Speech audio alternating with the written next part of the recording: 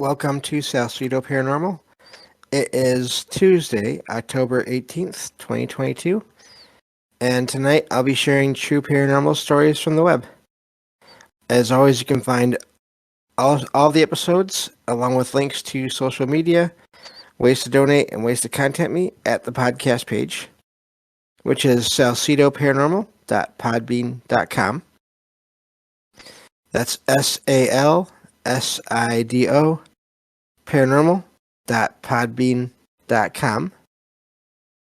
Always happy to hear from you all, whether you have comments or questions or topic suggestions, or if you have stories of paranormal experiences, whether they're your own or from others that you trust.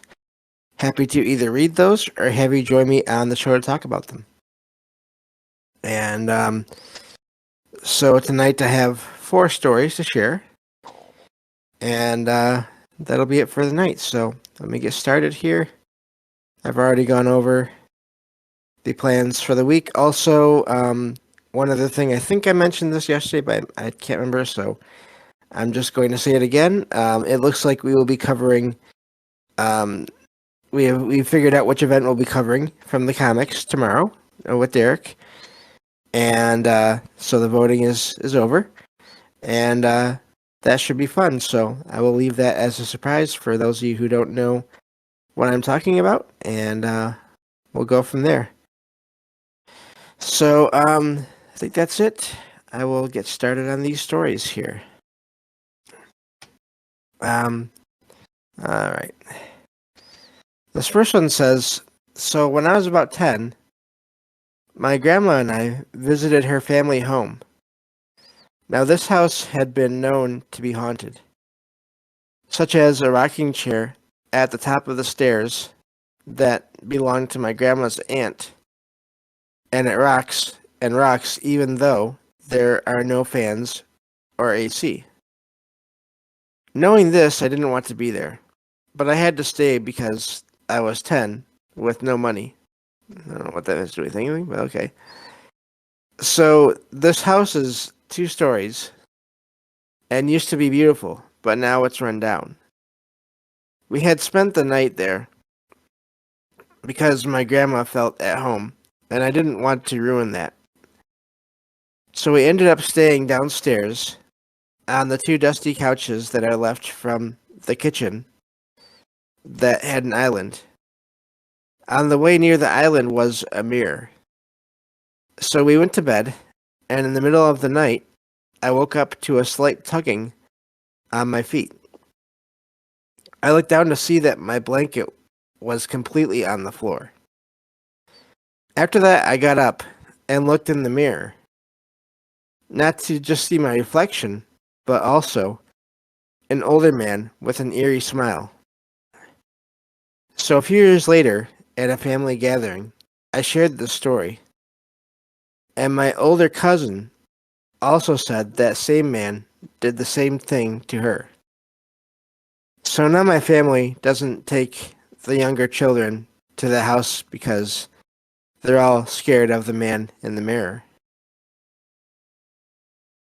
And that's how that story ends. It sounds like it's a rundown house with kind of stuff everywhere. Doesn't seem like maybe people live there on a regular basis, but it's quite the experience then to have it confirmed by someone else who wasn't there at the time, but had the same thing happen at a different point in time before. I wonder if the blanket being tugged off, if that was the figure in the mirror, the man in the mirror, or if it was something else. If the 2 are connected or not. Because that would imply somehow the man in the mirror was either manipulating the blanket or, well, somehow manipulating it, whether it was doing it from the inside the mirror or not. Whether it was able to somehow come out of the mirror. So, really odd story. I wonder what the reason for pulling the blanket off was. If it was just to see who was there. It's hard to say, I think, with something like that. where nothing else really happened. So, but that's an amazing story there, especially with the confirmation from another relative of the writer there. So, pretty weird.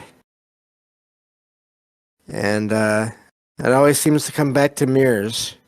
In one way or another, mirrors seem to be um, a major factor in the paranormal. So, and yeah, definitely neat story there. But so I'll go on to the next one here. This one says, I 100% do not believe in ghosts. I'm open to other aspects of the paranormal or supernatural due to my religious beliefs, but usually I think most conventional paranormal things have a logical explanation or are the result of pure coincidence. But I'm having a hard time explaining what happened to me last night. I'm living with my mom while finishing up college, and she's been out of town for the last few days. So it's just been me and her two cats at the house. It was about 2:30 a.m. I had been up late finishing a term paper when I finally decided it was time to call it a night. I did my normal night routine, turned off the lights around the house, and before going to bed, I went into the kitchen for a glass of water. While I was filling up my cup at the sink, I heard the sound of someone laughing off to the side of me.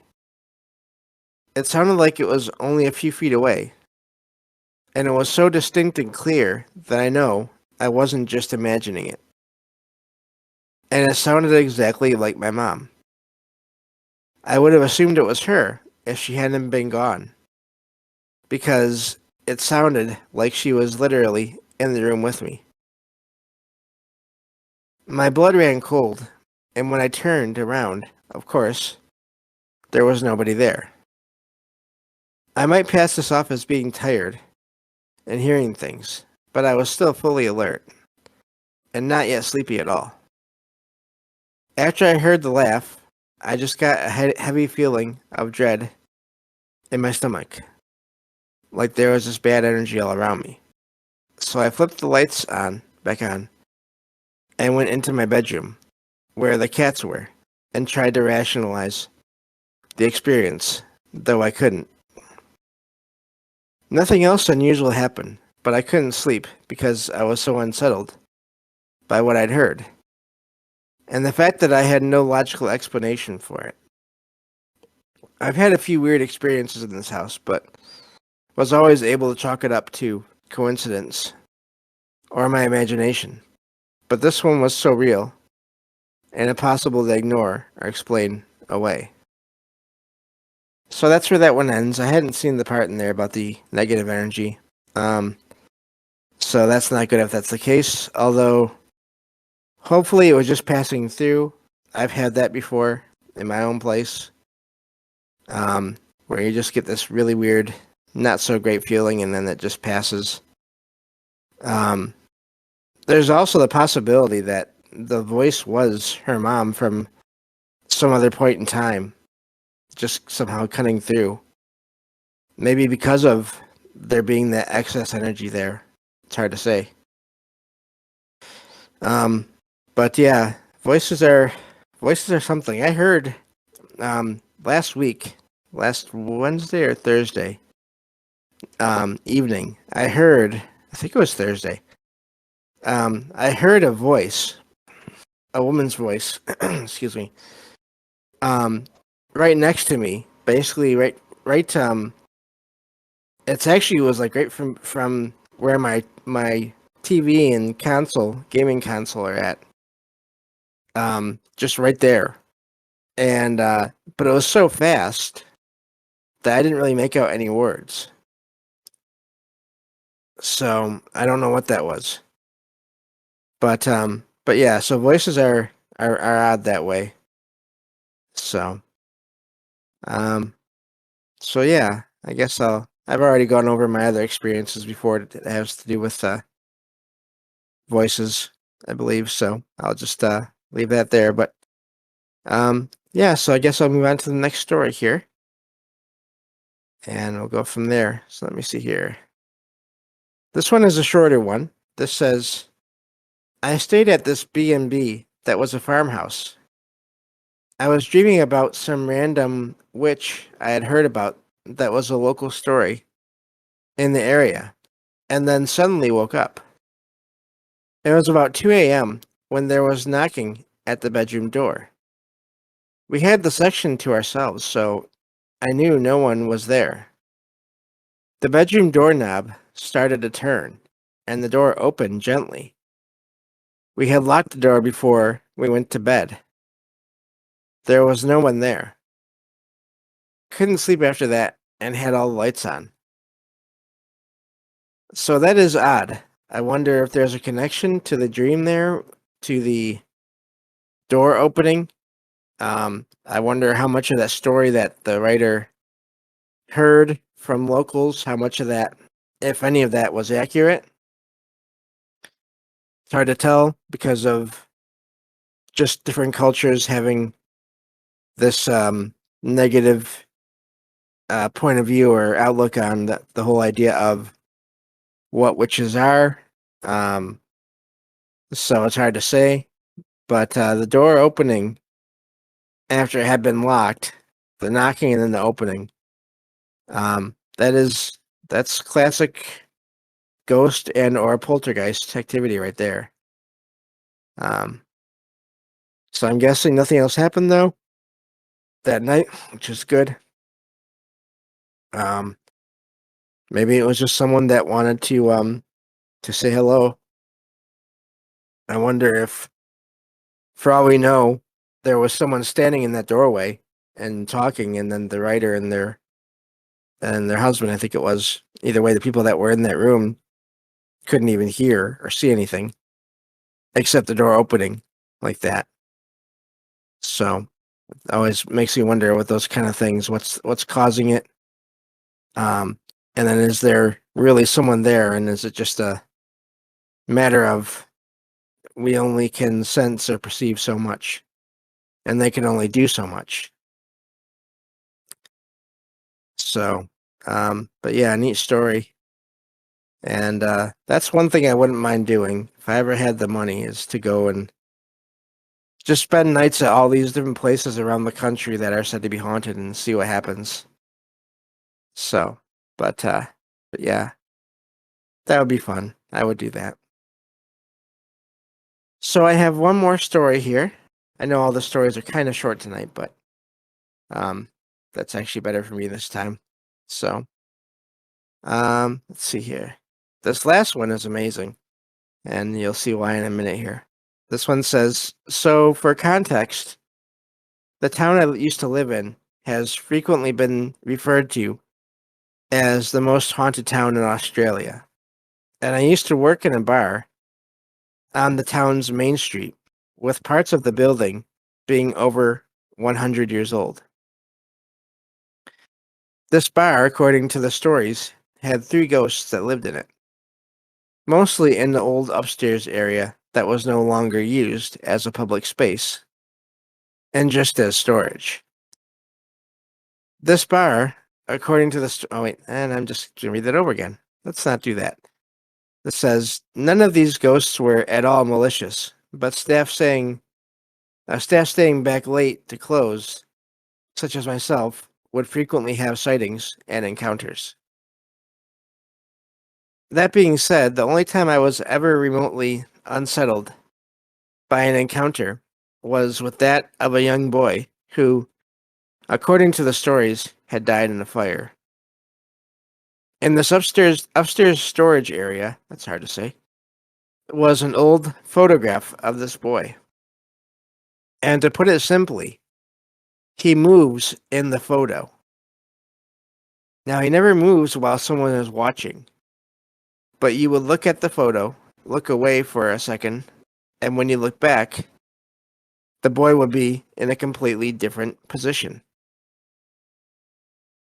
I saw this happen on several occasions, and the only reason I know it wasn't a trick or just me going crazy is due to several of the bar's staff, both past and present, have confirmed seeing the same thing. I don't think it's anything bad, just a little boy playing around. But it used to weird me the heck out. And that's how the story ends. And that one is amazing. To think of that, that's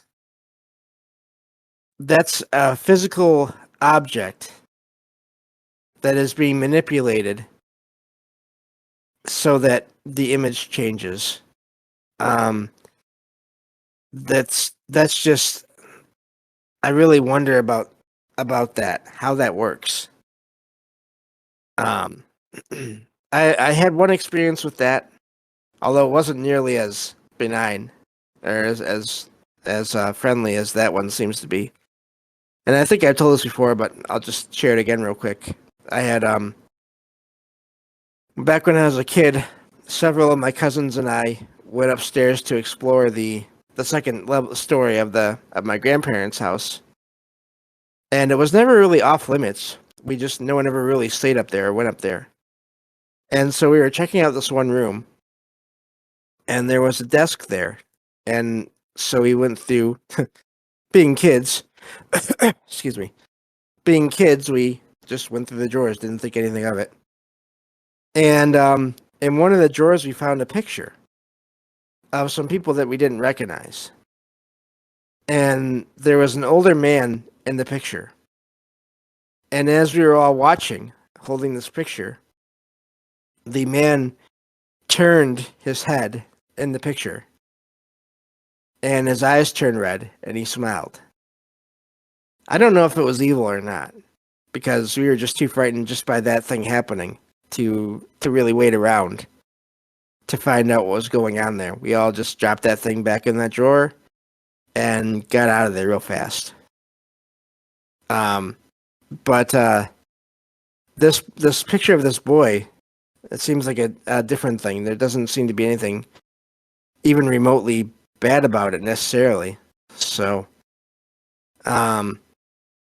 yeah, no thanks. Yeah, it was APOC. We got out of there so fast. I barely remember that whole thing, but I remember we were out of there, and we didn't ever go exploring like that again in that upstairs room like that. So, but yeah, but that boy in that picture, if it's doing that several times, that's some skill. That's that. If that's a spirit, that is that boy figuring out how to manipulate I guess the chemicals or something. Manipulate that photograph to the degree where it could appear as it wanted to within the picture. And then also, if you think about it, wherever it moved to in the picture, it would have to make the background, whatever was in the background, it would have to make up new background for being in the object, for where it was in the object, for where it was in the picture before. It would have to make something to replace that space where it had been. So, that is weird. Hello, Vicky. Yeah. So that's a lot of moving around and changing things. Not just his own image. It would have to change the entire image so that the whatever was behind the boy in that picture would also appear in those spots where his image had been covering them before. I guess is what I'm trying to say. I hope that makes sense.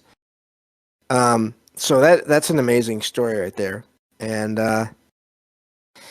that's all I have for today. Sometimes these are longer shows, other times they're a little bit shorter. But yeah, so I really thought that was a neat story there. And so tomorrow, Derek will be back on the show with me. That's the plan as of right now. And we'll be covering more comic books and the paranormal. So thank you all for listening, as always, whether you listen to the podcast, to the live stream or the podcast or YouTube feeds. Also, I just signed up tonight for another platform known as goodpods.com. And so you can find me on there as well. So, and that'll be it. So thank you all again for being here, and I will talk to you all tomorrow night on the next episode of Salcedo Paranormal. Take care, everyone.